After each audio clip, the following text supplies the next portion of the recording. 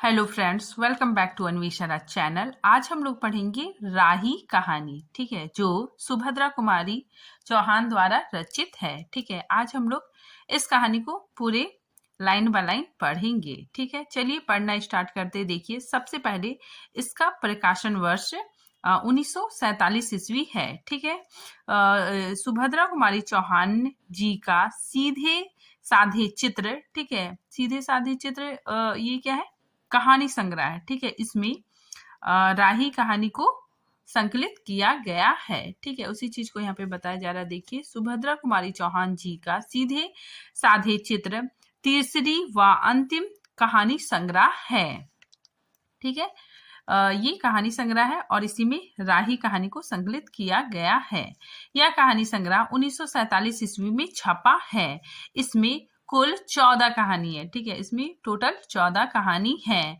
हिंग वाला, राही, तांगे वाला एवं गुलाब सिंह कहानियां राष्ट्रीय विषय पर आधारित है। ठीक है, तो ये जो कहानियां हैं, ठीक है, हिंग वाला, राही, तांगे वाला, गुलाब सिंह, ठीक है, तो ये कहानियां राष्ट्रीय विषय पर आधारित है। ठीक है, तो देखिए यहाँ पे सीधे साधे चित्र, ठीक है, इस कहानी संग्रह में टोटल 14 कहानियां हैं। ठीक है, कौन कौन कहानी है देखिए, रूपा, कैलासी, नानी, वी हाला, कल्याणी, दो साथी, दो प्रोफेसर, मीबा, ठीक है, दुराचारी, मंगला, कान के बूंदे, हिंग वाला, राही, तांगे वाला, गुलाब सिंह और 3 बच्चे। ठीक है, तो ये 14 कहानियों का संग्रह सीधे साधे चित्र में है। अब देखिए कुछ महत्वपूर्ण तथ्यों को जानते हैं। ठीक है, राही कहानी हंस पत्रिका में प्रकाशित हुई।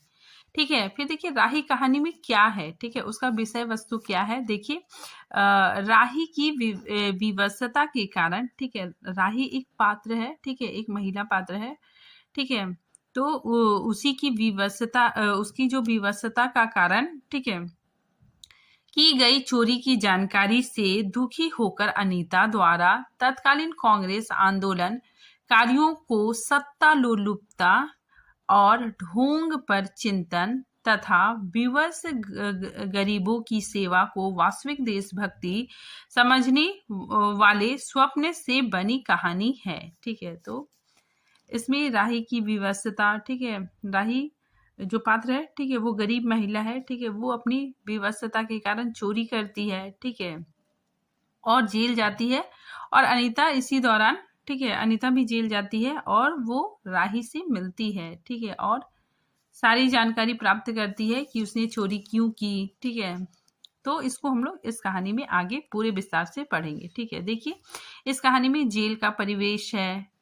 ठीक है, पात्र, ठीक है, पात्र कौन कौन है देखिए, राही पात्र है। ये एक गरीब महिला है। ठीक है, अनाज की चोरी में जेल गई हुई है।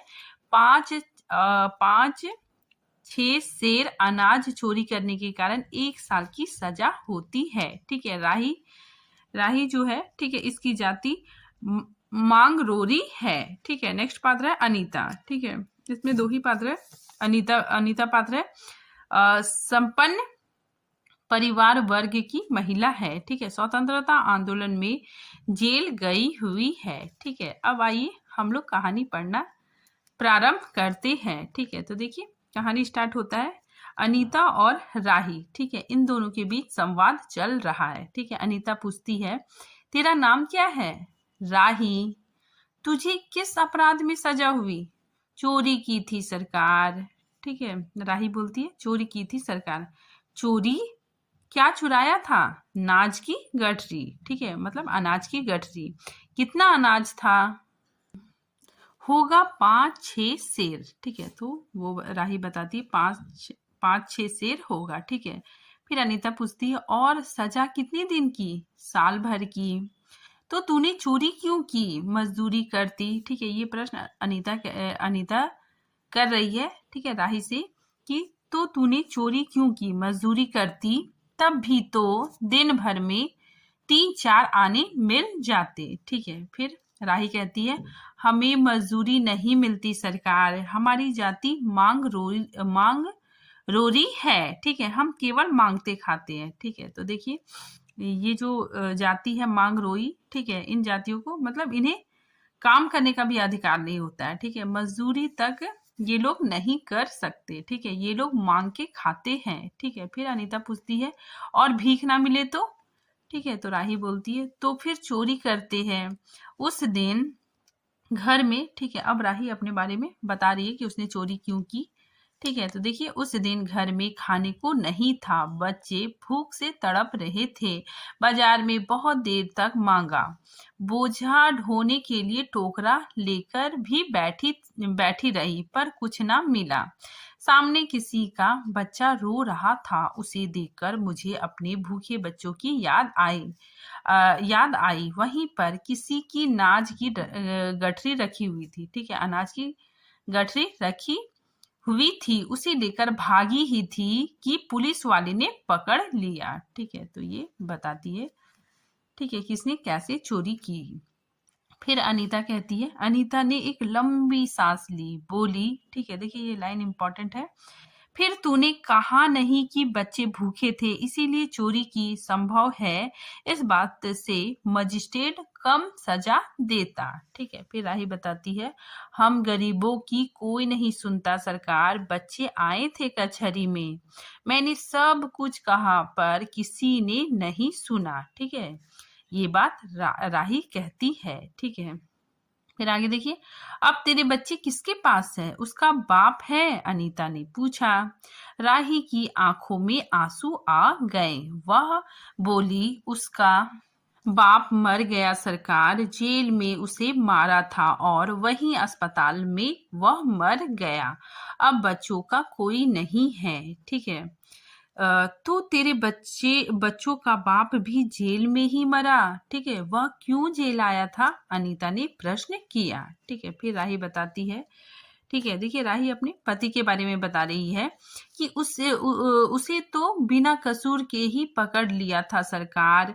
राही ने कहा, ठीक है, राही बताती है कि ताड़ी पीने को गया था, 2-4 दोस्त भाई उसके साथ थे, मेरे घर वाले का एक वक्त पुलिस वाले से झगड़ा हो गया, ठीक है। तो राही कहती है कि मेरे पति का, ठीक है, एक बार पुलिस वाले से झगड़ा हो गया, उसी का बदला उसने लिया, ठीक है, 109 में उसका चालान करके साल भर की सजा दी, ठीक है, और वहीं वह मर गया, ठीक है। तो देखिए इंपॉर्टेंट है, 109 में चालान करके, ठीक है, साल भर की सजा दिला दी, ठीक है, और वहीं उस राही का पति मर गया, ठीक है। आगे देखिए, अनीता ने एक दीर्घ निश्वास के साथ कहा कि अच्छा जा अपना काम कर, ठीक है, राही चली गई, ठीक है। तो यहाँ पे क्या होता है कि राही और अनीता के बीच बातचीत होती है, ठीक है, उसके बाद फिर राही चली जाती है, ठीक है। अब देखिए यहाँ पे अनीता सोच रही है, ठीक है, अब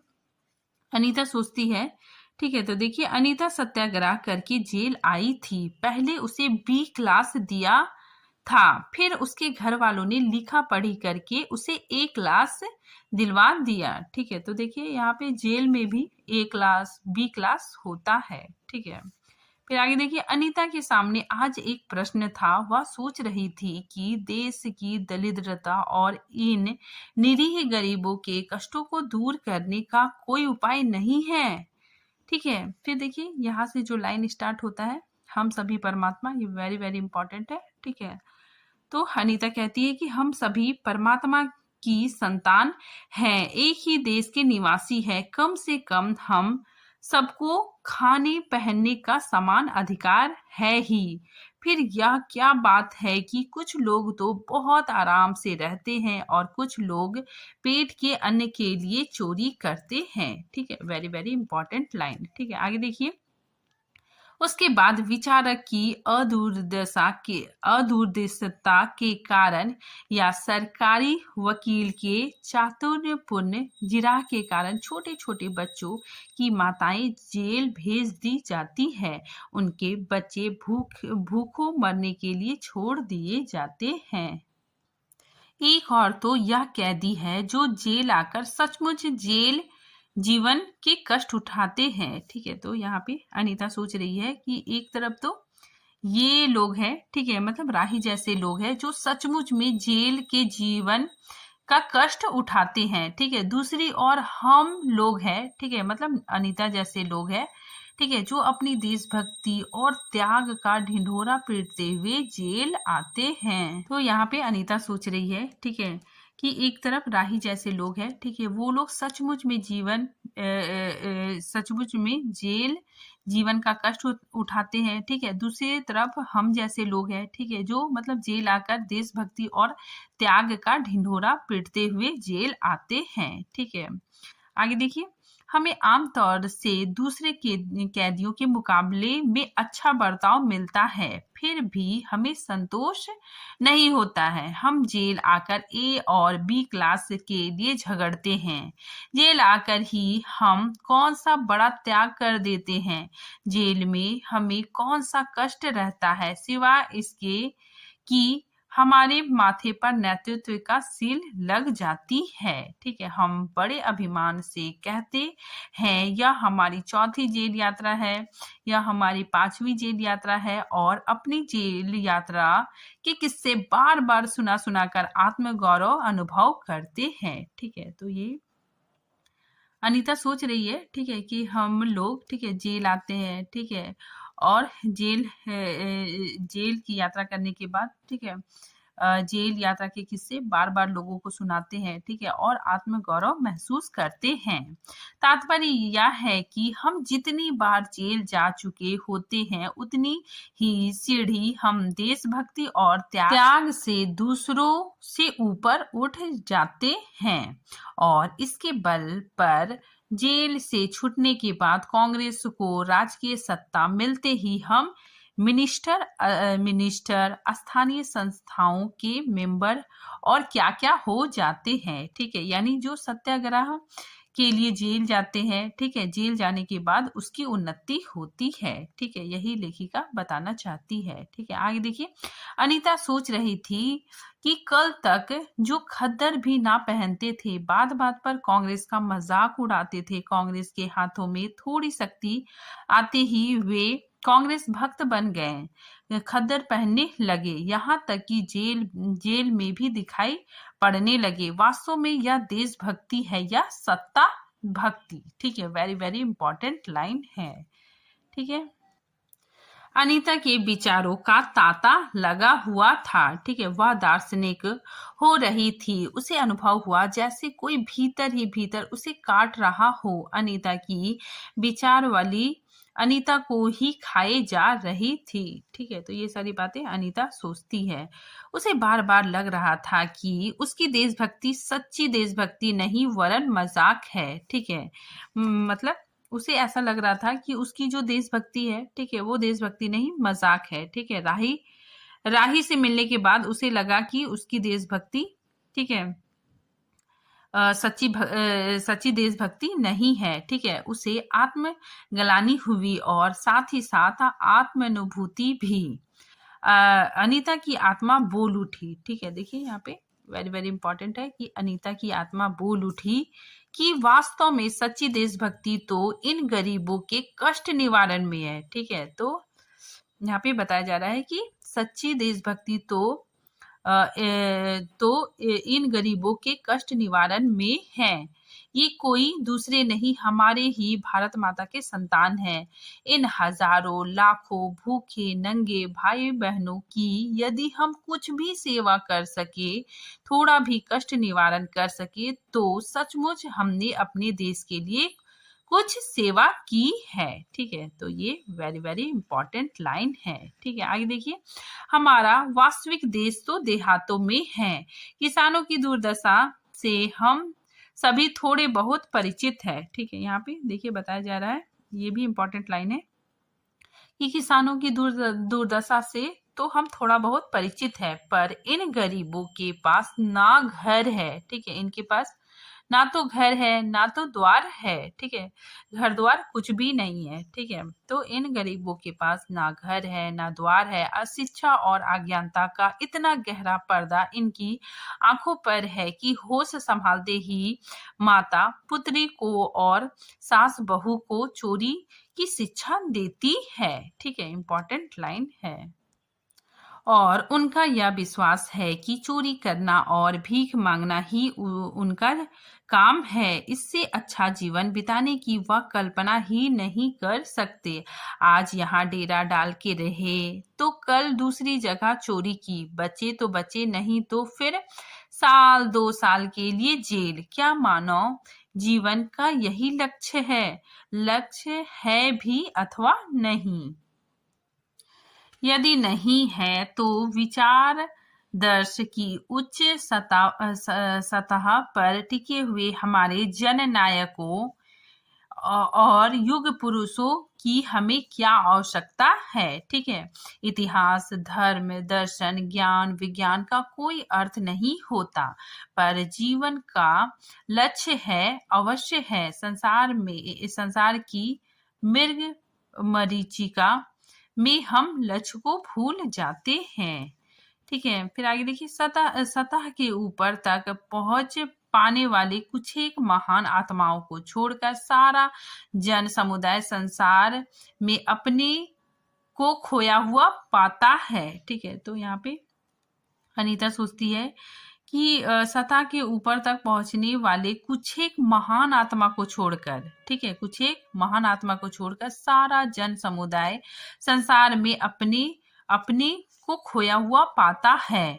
कर्तव्य का उसे ध्यान नहीं, सत्य की समझ नहीं, अन्यथा मानवता से बढ़कर कौन सा मानव धर्म है।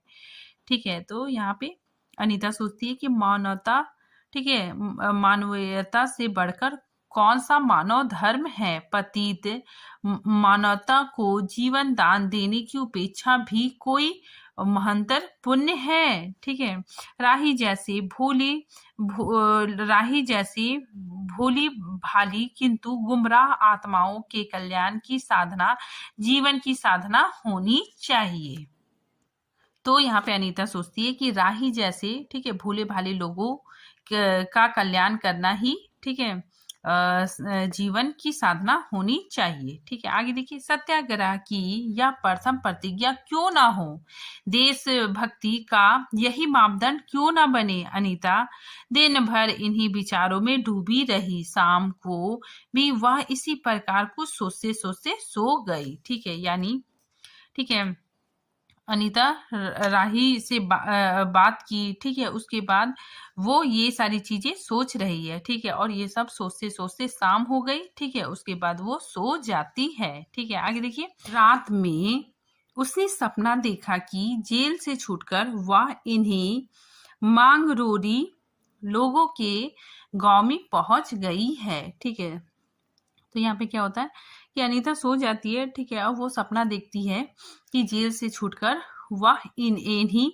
मांगरोरी लोगों के गांव में पहुंच गई है। वहां उसने एक छोटा सा आश्रम खोल दिया है। उसी आश्रम में एक तरफ छोटे छोटे बच्चे पढ़ते हैं और स्त्रियां सूत काटती है, दूसरी तरफ मर्द कपड़ा बुनते हैं और रुई धुनते हैं। ठीक है, तो देखिए यहाँ पे इम्पोर्टेंट है कि कौन क्या क्या काम करता है। ठीक है, यहाँ पे एक आश्रम है, ठीक है, उसमें छोटे छोटे बच्चे पढ़ते हैं, ठीक है, स्त्रियां सूत काटती है, ठीक है, और जो मर्द है, ठीक है, वो कपड़े बुनते हैं, ठीक है, और रुई धुनते हैं। शाम को रोज उन्हें धार्मिक पुस्तकें पढ़कर सुनाई जाती है और देश में कहाँ क्या हो रहा है यह सरल भाषा में समझाया जाता है। ठीक है, आगे देखिए, वहीं भीख मांगने और चोरी करने वाले आदर्श ग्रामवासी हो चले हैं। ठीक है, तो ये जो लोग हैं मांगरोरी लोग, ठीक है, ये भीख मांगने और चोरी करने की जगह पे आदर्श ग्रामवासी हो चले हैं। रहने के लिए उन्होंने छोटे छोटे घर बना लिए हैं। ठीक है, तो अनीता ये सुखद सपना देख रही है। ठीक है, राही के अनाथ बच्चों को अनीता अपने साथ रखने लगी है। अनीता यही सुख स्वप्न देख रही थी। रात में वह देर से सोई थी। ठीक है, सुबह 7 बज गए। ठीक है, इंपॉर्टेंट है, टाइमिंग भी पूछा जा सकता है। सुबह कितने बज गए? 7 बजे तक उसकी नींद ना खुल पाई। अचानक स्त्री जेलर ने आकर उसे जगा दिया और बोली, आप घर जाने के लिए तैयार हो जाइए। ठीक है, आपके पिता बीमार है, आप बिना शर्त छोड़ी जा रही है। ठीक है, तो यहाँ पे अनीता, ठीक है, जेल से छूट रही है। ठीक है, अब वो अपने घर जा रही है। अनीता अपने स्वप्न को सच्चाई में परिवर्तित करने की एक मधुर कल्पना ले चली गई। ठीक है, यानी जो अनीता है, ठीक है, वो जेल से छूटती है। ठीक है, साथ ही अनीता के मन में, ठीक है, ये आता है कि मैं कुछ चेंजिंग करूंगी। ठीक है, कुछ बदलाव लाऊंगी। ठीक है, और वह एक मधुर कल्पना लेकर अनीता चली जाती है। ठीक है, और इसी के साथ ये कहानी खत्म होता है। ठीक है, तो मिलते हैं एक नए कहानी के साथ। ठीक है, जो हमारा सिलेबस है, ठीक है, उसी के अकॉर्डिंग हम लोग कहानी पढ़ रहे हैं। ठीक है, तो फिर मिलते हैं नेक्स्ट वीडियो के साथ। तब तक के लिए थैंक यू।